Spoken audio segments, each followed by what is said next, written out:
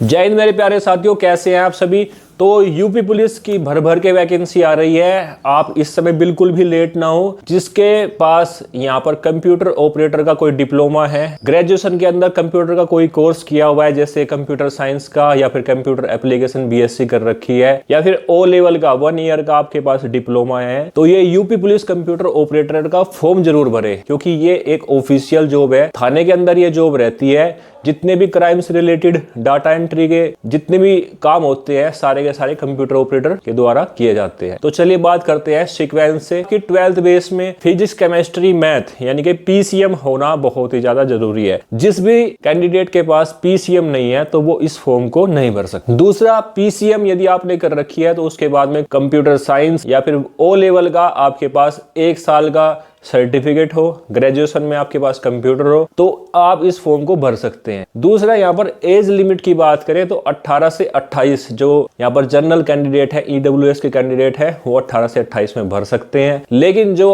OBC और जो SC ST वर्ग के आते हैं उनको 5 साल की छूट यहाँ पर दी गई है, यानी कि 1/7/2025 से एज काउंट होगी। मैं फिर से रिपीट कर रहा हूं दोस्तों, 1/7/2025 से यहाँ पर एज काउंट होगी और यहाँ पर आप 33 साल के जो ओबीसी SC ST कैंडिडेट है वो 33 साल के होंगे तो ही इस फॉर्म को भर सकते हैं, नहीं तो इस फॉर्म को नहीं भर सकते। जो इसका वेतनमान है, जो उसका ग्रेड पे है, 2400 ग्रेड पे है। बेसिक पे 25,500 से 81,000 रुपए तक है। इसका जो वेतन पे है काफी अच्छा कर दिया गया है। जो यूपी पुलिस कांस्टेबल होते हैं उनका जो ग्रेड पे रहता है वो 2,000 मात्र रहता है। जब उनकी 15 से 18 साल की सर्विस हो जाती है तब जाकर उनका जो वेतनमान है धीरे धीरे बढ़ता है। दोस्तों, यहाँ पर जो पेपर होगा वो ऑफलाइन होगा, नेगेटिव मार्किंग इसके अंदर नहीं है। तो दोस्तों, बात करें इसके पेपर के बारे में तो जो जीएस का पोर्शन होने वाला है वो 40 क्वेश्चन आएंगे। तार्किक शक्ति यानी कि रीजनिंग प्लस मैथ, यहाँ पर 40 क्वेश्चन आएंगे। कंप्यूटर साइंस, फंडामेंटल कंप्यूटर आता है भाई सारा का सारा। जितना भी फंडामेंटल कंप्यूटर आपके पास आपने पढ़ रखा है,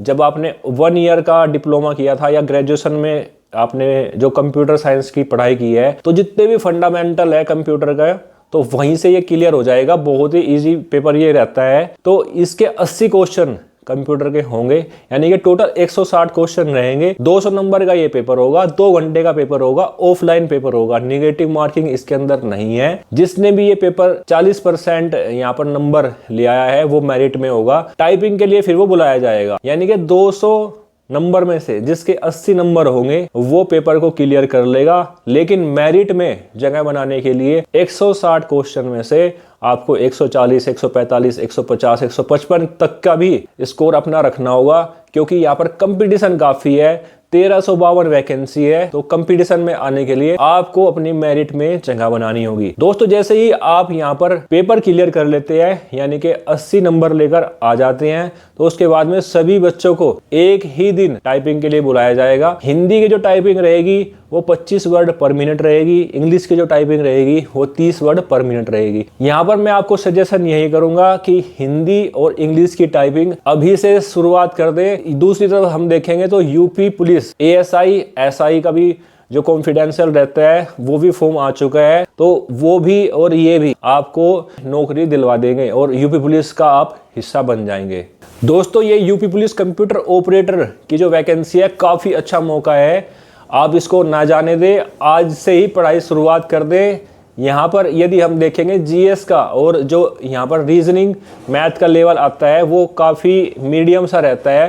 कंप्यूटर का जो लेवल रहता है वो भी मीडियम ही रहता है। लेकिन जो यूपी पुलिस SI और ASI की जॉब रहती है उसके अंदर जो पेपर बनता है वो भी इस बार ऑफलाइन होगा, तो वहाँ पर काफ़ी टफ कंपटीशन रहता है। तो आप कोशिश ये करें कि जो ये ग्रेड A ये जॉब है कंप्यूटर ऑपरेटर की, इसको अपने हिस्से में कर ले, एक सीट अपनी पक्की कर ले। तो आज से ही मेहनत करें। दोस्तों, यदि आप भी जानना चाहते हैं कि आपने जो कंप्यूटर का कोर्स किया हुआ है वो इस फॉर्म को भरने के लिए एलिजिबल है या नहीं, तो कमेंट सेक्शन में कमेंट जरूर करें।